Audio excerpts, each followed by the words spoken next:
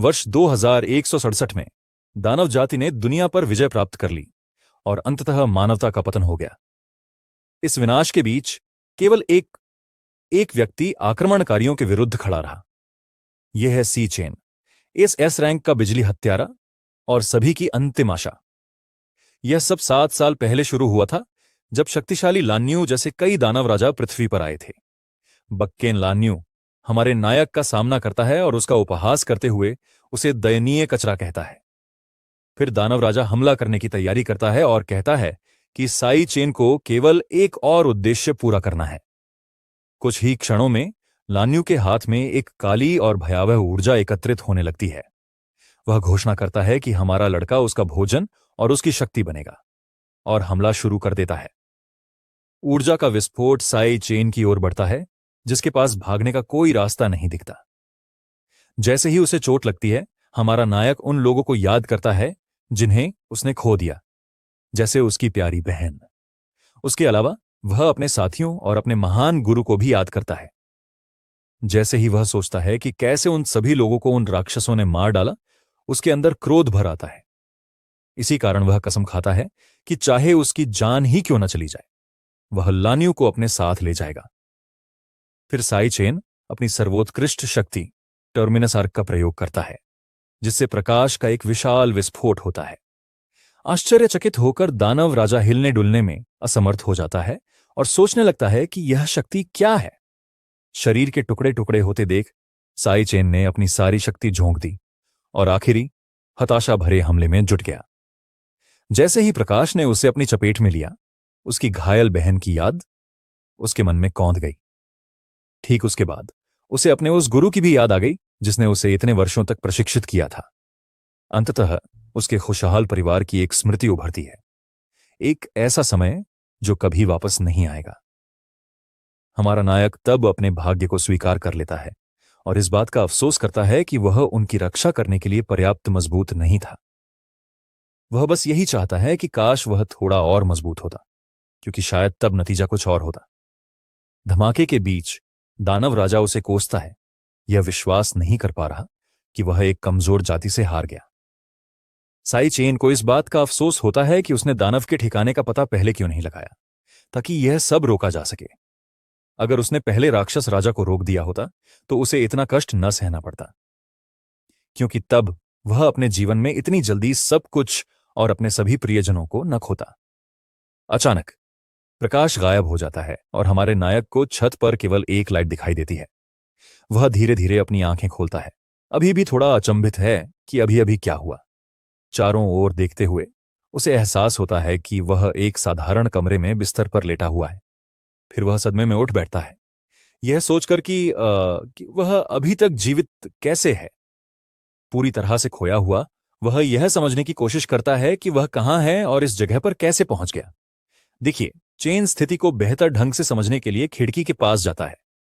खिड़की से हमारा नायक देखता है कि वह स्कूल के अस्पताल में है, और यह दृश्य देखकर वह स्तब्ध रह जाता है। फिर वह सोचने लगता है कि यह कैसे संभव है, जबकि दुनिया पूरी तरह से नष्ट हो चुकी थी। कुछ देर बाद हमारा नायक आखिरकार शांत हो जाता है और अपनी नई वास्तविकता को स्वीकार कर लेता है। उसे समझ आता है कि वह किसी तरह 10 साल पीछे अपने कॉलेज के दिनों में पहुंच गया है। उसके दिमाग में एक अजीब सी कर्कश ध्वनि गूंजने लगती है। ठीक उसके बाद एक संदेश आता है जिसमें लिखा होता है कि लालच की शक्ति पूरी तरह से समाहित हो गई है। स्क्रीन पर देखकर वह तारीख की पुष्टि करता है, जो 16 मई 2157 है। इसका मतलब है कि वह सचमुच 10 साल पहले अतीत में चला गया था, उस समय से पहले जब सब कुछ घटित हुआ था। हमारे नायक को एहसास होता है कि यह भयानक दानव राजाओं के आगमन से 3 साल पहले का समय है, क्योंकि 3 साल बाद उनमें से पहला, जिसे क्रोध के नाम से जाना जाता है, विनाश शुरू करने के लिए आएगा। इसी दानव ने दानव लोक के द्वार खोले, जिससे अन्य दानवों को दुनिया पर आक्रमण करने का मौका मिला। यही सर्वनाश की शुरुआत थी और इसी कारण उसने सब कुछ खो दिया। लेकिन अब अपने हाथों को देखकर हमारा नायक जानता है कि अब हालात अलग होंगे। यदि वह क्रोध को पराजित कर सकता है तो वह द्वारों को खुलने से रोक सकता है और इस प्रकार भविष्य को बदल सकता है। पहले वाला संदेश फिर से प्रकट होता है, जो इस बात की पुष्टि करता है कि लालच की शक्ति का एकीकरण पूर्ण हो चुका है। सी। चेन तब सोचता है कि यह इंटरफेस क्या है, क्योंकि यह उसके जागने के बाद से ही उसके सामने तैर रहा है। वह हाथ बढ़ाकर उस अजीब स्क्रीन को छूता है, जो शुद्ध ऊर्जा और डेटा से बनी प्रतीत होती है। अचानक इंटरफेस फैलता है और कई सारी जानकारियां प्रकट करता है, जिन्हें देखकर वह दंग रह जाता है।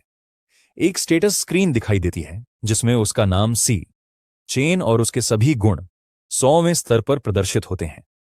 हमारा नायक असमंजस में है, क्योंकि उसने अतीत में ऐसा कुछ भी नहीं देखा है। उसने केवल अपनी जागृत शक्ति का उपयोग किया है। इस दुनिया में हर 10,000 लोगों में से केवल एक ही अद्वितीय श्रेणियों वाला जागृत योद्धा बन सकता है। और जिस कॉलेज में वह पढ़ रहा है, वह देश का सर्वश्रेष्ठ कॉलेज है, जिसे विशेष रूप से भावी नायकों की भर्ती के लिए बनाया गया है।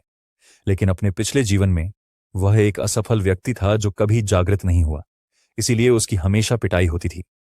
अचानक उसके सामने का इंटरफेस चमकने लगता है और नई जानकारी प्रदर्शित करने लगता है। लाइटनिंग असैसिन क्लास की एक फाइल प्रकट होती है, जिसमें उसकी सभी क्षमताओं का विवरण दिया गया है। सी। चेन इसे देखकर दंग रह जाता है, क्योंकि यह ठीक वही कक्षा थी जो उसने अपने पिछले जीवन में प्राप्त की थी।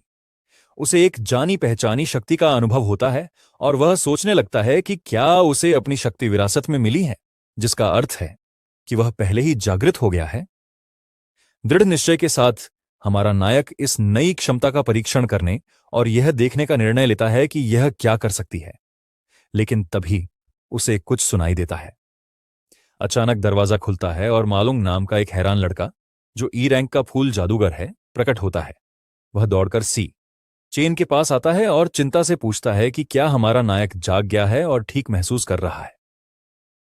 हमारा हीरो जवाब देता है कि वह ठीक है, और उसे एहसास होता है कि जैसा उसने सोचा था, इंटरफेस को कोई और नहीं देख सकता। मालूंग ये देखकर हैरान रह जाता है कि कल की मार के बाद भी सी, चेन की सारी चोटें गायब हो गई हैं। यह लड़का कॉलेज में हमारे नायक का रूममेट है और पूरी तरह से अचंभित नजर आता है। सी। चेन को याद आता है कि मालूंग पिछले जन्म में मर गया था और उसे दोबारा जीवित देखकर वह खुश होता है। अपने पुराने दोस्त को देखकर उसे ऐसा लगता है मानो वह सचमुच समय में पीछे जा पाया हो। तभी मालूंग को याद आता है कि रैंकिंग परीक्षा कल है और वह कहता है कि उन्हें तैयारी करनी होगी। वह हमारे नायक को कमरे से बाहर खींचता है और कहता है कि यह परीक्षा उनके स्नातक मूल्यांकन के लिए अत्यंत महत्वपूर्ण है। बाहर वे कॉलेज का विशाल प्रांगण देखते हैं, जो परीक्षा की तैयारी कर रहे छात्रों से भरा हुआ है। कई छात्र इधर उधर बिखरे हुए हैं और सभी अपने युद्ध कौशल का अभ्यास कर रहे हैं। दृश्य काफी शांत है। कुछ लोग गेंद खेल रहे हैं तो कुछ दौड़ रहे हैं और अपनी शक्तियों का अभ्यास कर रहे हैं। सह। यह देखकर सी, चेन कहते हैं कि उन्होंने इतने सारे जीवित लोगों को देखे हुए बहुत समय हो गया है। मालूंग यह सुनकर चौंक जाता है और सुझाव देता है कि वे बस आंगन में टहल लें। चलते चलते हमारा नायक इस बात पर विचार करता है कि वह पहले भी सब कुछ खो चुका है। सी। चेन जानता है कि अगर उसने कुछ नहीं किया तो वह निराशाजनक भविष्य फिर से लौट आएगा। इसी कारण वह तुरंत कार्रवाई करने और अपने स्तर को यथासंभव तेजी से ऊपर उठाने का फैसला करता है। समस्या यह है कि लेवल बढ़ाने का एकमात्र तरीका राक्षसों के ठिकानों में राक्षसों को मारना है, और चूंकि प्रमुख गिल्ड इन जगहों पर एक अधिकार रखते हैं, इसलिए बाहरी लोगों के पास कोई मौका नहीं है। हमारा नायक तब सोचता है कि अपनी वर्तमान क्षमताओं के साथ वह दूसरों की तुलना में कितना शक्तिशाली है। अधिकांश छात्र ई रैंक पर हैं और केवल प्रतिभाशाली ही डी रैंक तक पहुंच पाते हैं। अपने अनुभव के बावजूद वह यह जानने के लिए उत्सुक है कि कल की परीक्षा में उसे क्या रैंक मिल सकती है। वह मालूंग को देखता है और आश्वस्त है कि कम से कम वह अपने दोस्त से कहीं अधिक मजबूत है। अचानक एक बास्केटबॉल उनकी ओर आती है और सीधे मालूंग के चेहरे पर जा लगती है। बेचारे को प्रतिक्रिया करने का समय भी नहीं मिलता और वह चोटिल होकर जमीन पर गिर जाता है। ठीक उसके बाद एक आवाज उनकी ओर इशारा करती है और सीढ़ियों पर बदमाशों का एक समूह दिखाई देता है। समूह का नेता कहता है कि वे पिछली बार की मार से जल्दी उबर गए। मालूंग डरा हुआ है, क्योंकि बदकिस्मती से उनका सामना फिर से उसी आदमी से हो गया है। लेकिन हमारा नायक जरा भी नहीं डरता और समूह का डटकर सामना करता है। फिर बदमाश अपने दोस्त की ओर मुड़ता है और कहता है कि उसे पहले से ही पता था कि ये दोनों काफी दबंग हैं। घमंडी मुस्कान के साथ बदमाश पूछता है कि वे उसके साथियों के लिए ड्रिंक्स क्यों नहीं लाए। मालोंग डर जाता है और तुरंत माफी मांगते हुए कहता है कि वह अभी जाकर ड्रिंक्स खरीद लाएगा। हालांकि सी चेन उसे रोककर कहता है कि उसके दोस्त ने कुछ भी गलत नहीं किया और उन्हें ही माफी मांगनी चाहिए। फिर हमारे नायक को कल की घटना याद आती है जब वे लोग उसे बुरी तरह पीट रहे थे। उस फ्लैशबैक में हम देखते हैं कि गुंडों का वह समूह हमारे नायक की जमकर पिटाई कर रहा है।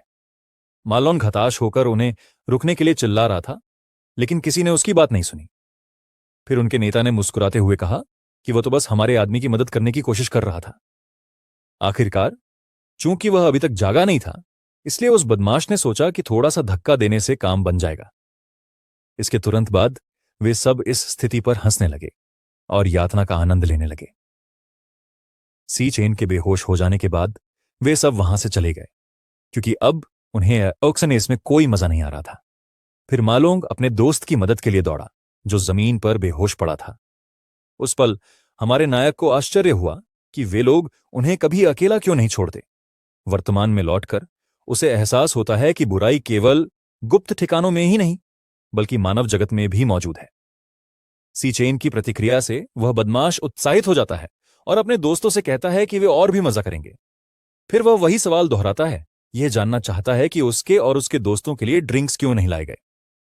मालोंग योंग एक बार फिर माफी मांगने की कोशिश करता है और कहता है कि वह ग्रुप के लिए ड्रिंक्स खरीद लाएगा, लेकिन सी चेन उसे जाने नहीं देता और अपने दोस्त से कहता है कि उन्होंने ऐसा कुछ नहीं किया जिसके लिए उन्हें माफी मांगनी पड़े। बदमाश इस प्रतिक्रिया से हैरान हो जाता है और हमारे नायक का मतलब नहीं समझ पाता। मालोंग भी अपने दोस्त के रवैये से चौंक जाता है और उससे पूछता है कि वह क्या कह रहा है। तभी गोंग चीटर और ई, जो कि उच्च श्रेणी का फूल योद्धा है, उनकी ओर बढ़ने लगते हैं। सी चेन उसे घूरता है, उसके चेहरे पर जरा भी डर नहीं दिखता और वह हर चुनौती का सामना करने के लिए तैयार है। हमारा नायक जानता है कि गोंग छेंग सिर्फ इसलिए इतना अकड़ दिखाता है क्योंकि उसका बड़ा भाई परिषद अध्यक्ष है। शोर शराबा देखकर कुछ छात्र दूर से लड़ाई देखने के लिए इकट्ठा होने लगते हैं। वहां मौजूद सभी लोग उन दोनों का मजाक उड़ाते हैं और कहते हैं कि वे पूरे स्कूल के सबसे निकम्मे लड़के हैं। गोंग छेंग हमारे नायक के पास आता है और उसे घूरता है। उसकी मुट्ठियां ऊर्जा से चमक रही होती हैं। फिर वह पूछता है कि सी चेन ने अभी क्या कहा। उसके चेहरे पर साफ दिख रहा था कि उसे जवाब पसंद नहीं आया। हमारा नायक बेपरवाह होकर जवाब देता है कि उन्हें परेशान करना बंद कर देना चाहिए और उन्हें अकेला छोड़ देना चाहिए। नाराज होकर गोंगछेंग कहता है कि हमारे नायक को सबक सिखाने के लिए एक और मार खानी पड़ेगी।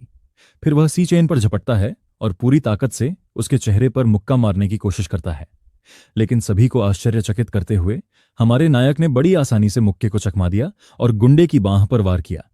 वहां मौजूद छात्र दंग रह गए और सोचने लगे कि यह सब उनकी आंखों के सामने कैसे हो गया। यहां तक कि मालोंग को भी यकीन नहीं हुआ, क्योंकि सी चेन ने न केवल मुक्के को रोका बल्कि वह जागा भी नहीं था। गोंगछेंग बेहद गुस्से में है और उस कमजोर व्यक्ति से चुनौती स्वीकार करने से इनकार कर देता है जिसे वह हमेशा से दबाता आया है। लेकिन हमारा नायक इसे एक बेहतरीन अवसर समझता है और उस पर अपनी नई शक्ति का परीक्षण करने का फैसला करता है।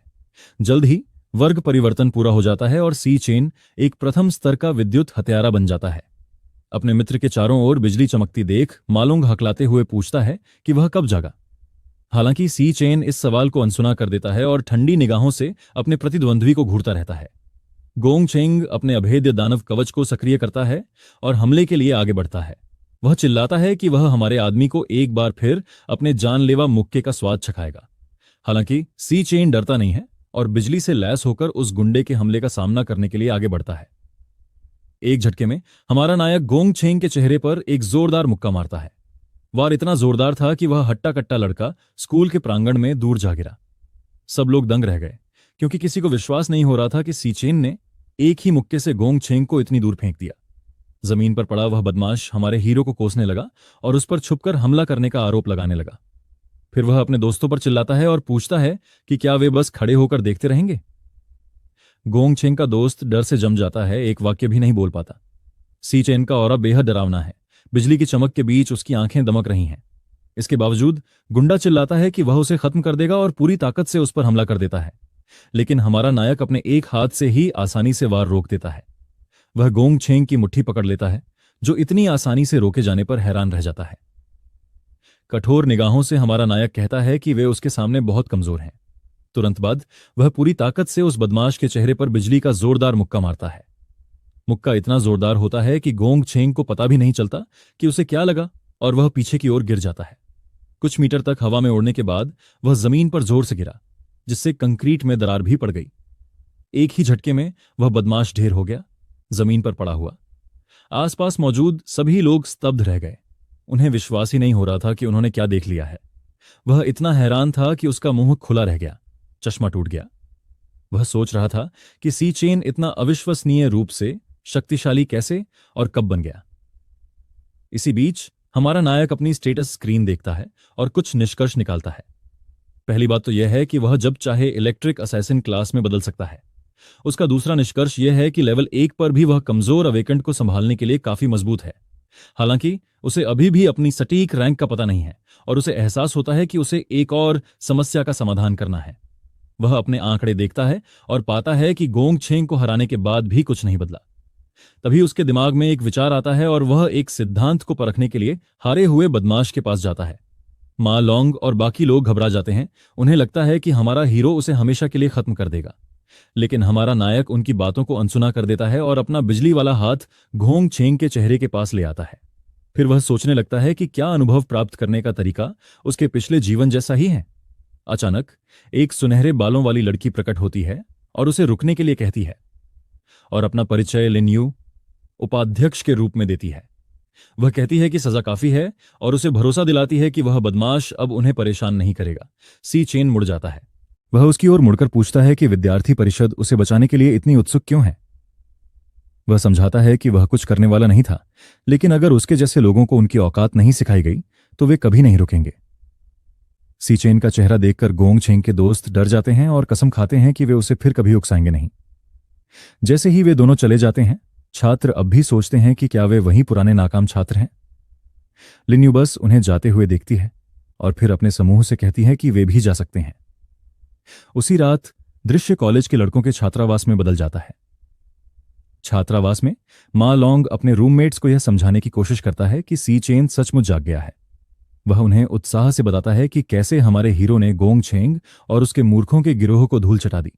एक प्रमुख जादूगर को इस कहानी पर संदेह होता है और वह पूछता है कि कोरे सी चेन अब कहाँ है।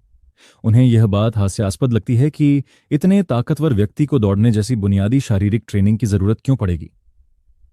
फ्लावर एन्चेंटर की ये शियांग यू भी इस बात से सहमत हैं और कहती हैं कि मां लॉन्ग के सिर पर चोट लगी होगी। आखिर साल के सबसे निकम्मे छात्र होने के कारण उन चारों को एक ही छात्रावास में रखा गया था।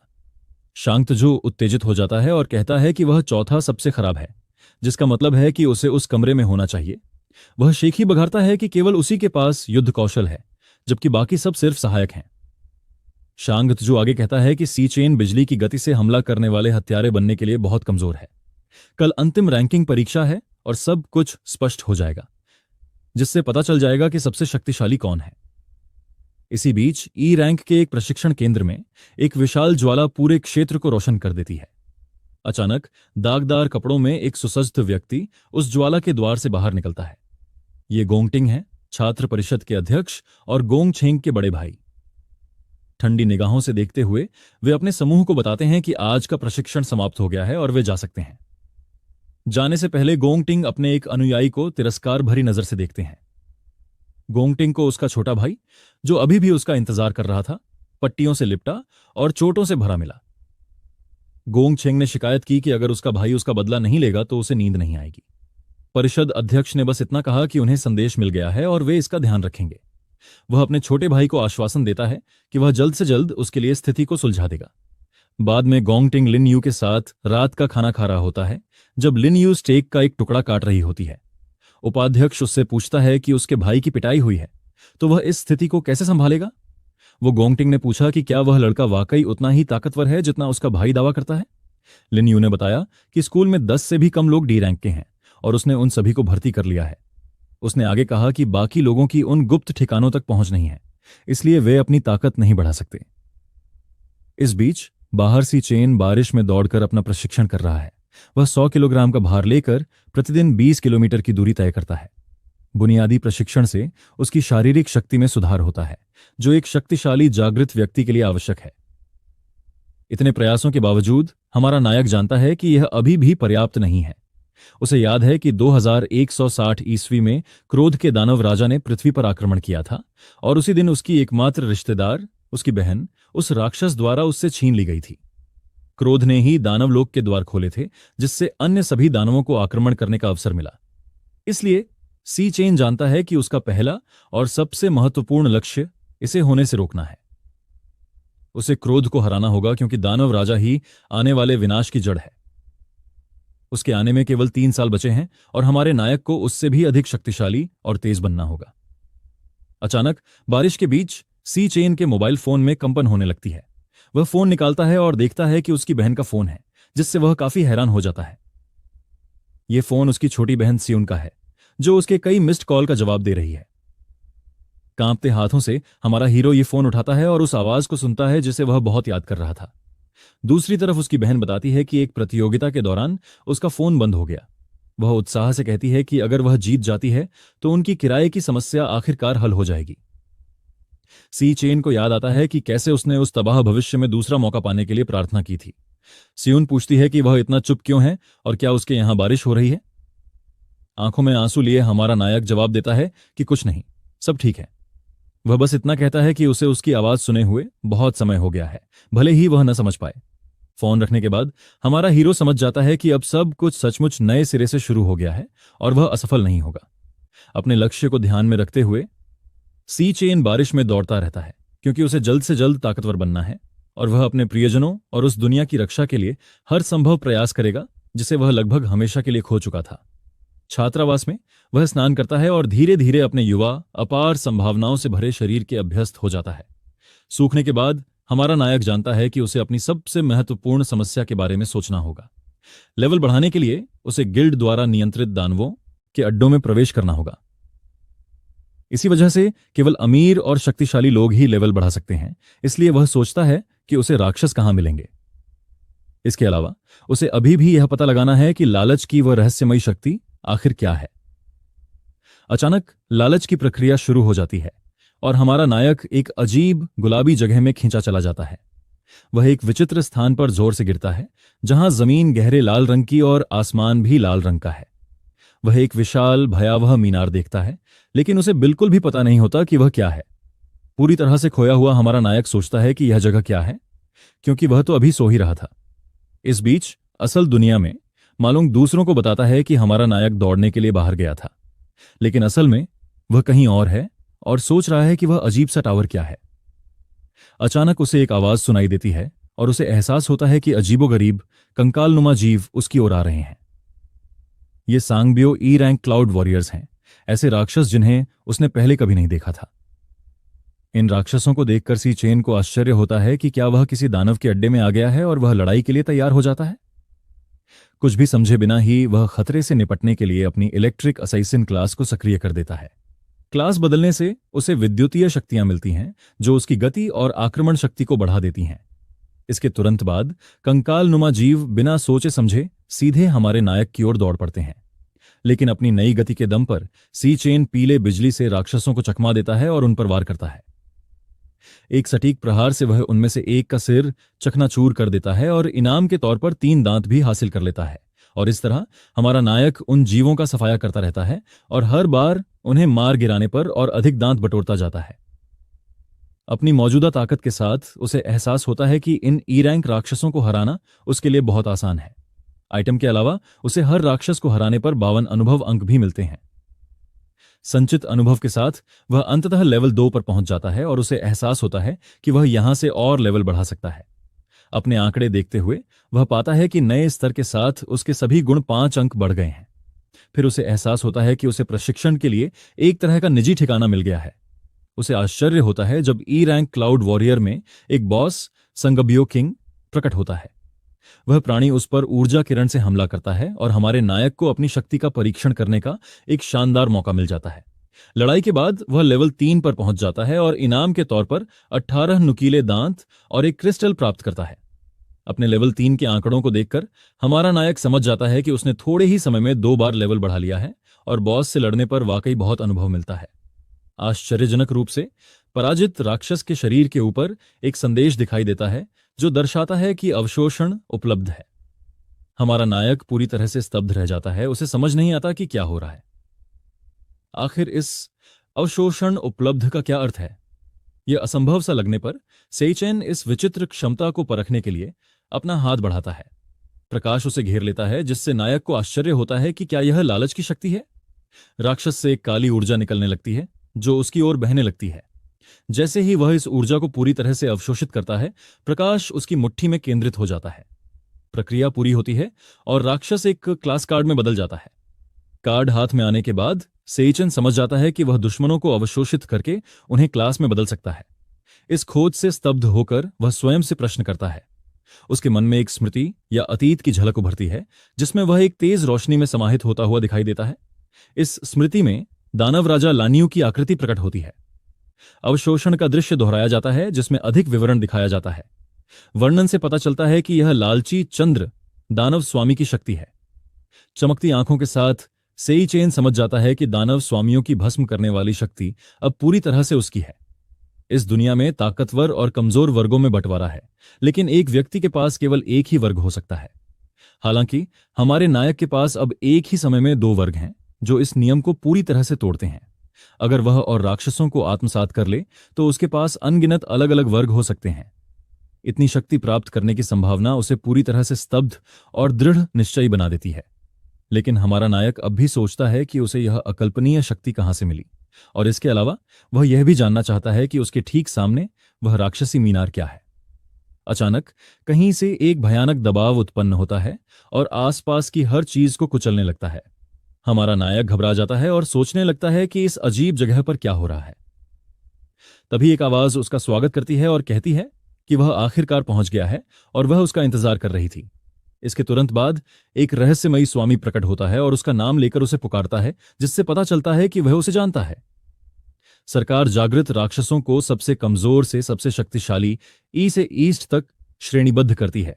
इससे पहले कि वह कुछ प्रतिक्रिया कर पाता, हमारे नायक पर अचानक हमला होता है और वह हवा में उड़ जाता है।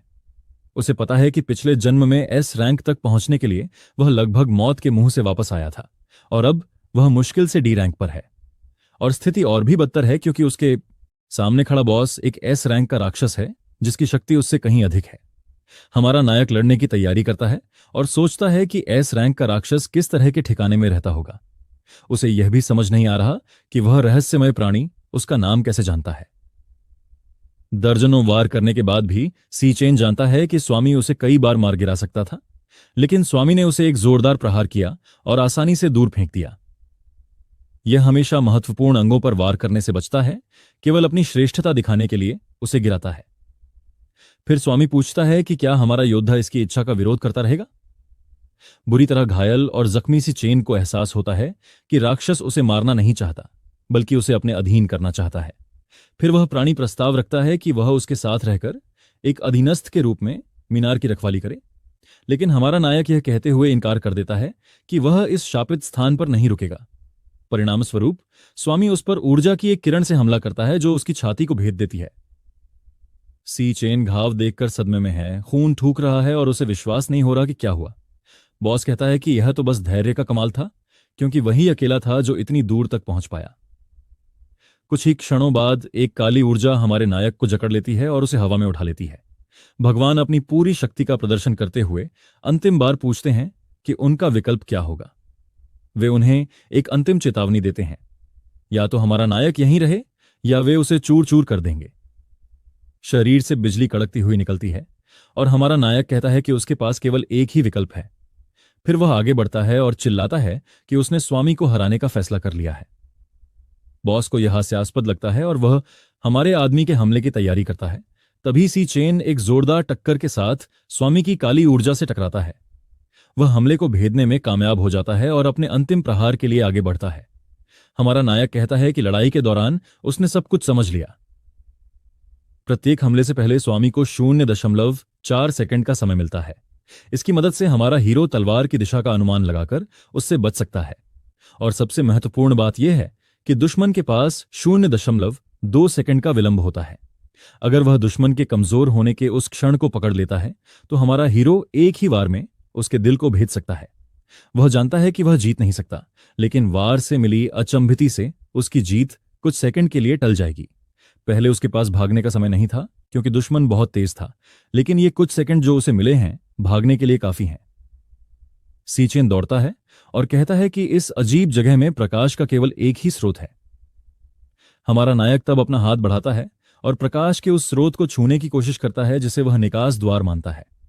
वह उसकी ओर छलांग लगाता है, लेकिन प्रकाश गायब हो जाता है और वह सोचने लगता है कि आखिर हुआ क्या। तब स्वामी कहता है कि वह महज एक भ्रम था और यह जगह कोई अड्डा नहीं है। वह प्राणी इस बात से प्रभावित होता है कि हमारे आदमी ने कितनी जल्दी उसके हमले में कमजोरी ढूंढ ली। हताशा की स्थिति में भी उसने हर चीज का विश्लेषण किया और एक छोटे से मौके के लिए अपनी जान जोखिम में डाल दी। फिर बॉस अपनी पहचान नरक राक्षस के रूप में प्रकट करता है, जो एक शक्तिशाली एस रैंक स्टार योद्धा है। सी चेन इस खुलासे से पूरी तरह से स्तब्ध रह जाता है और उसे विश्वास नहीं होता कि उसने अभी क्या सुना है।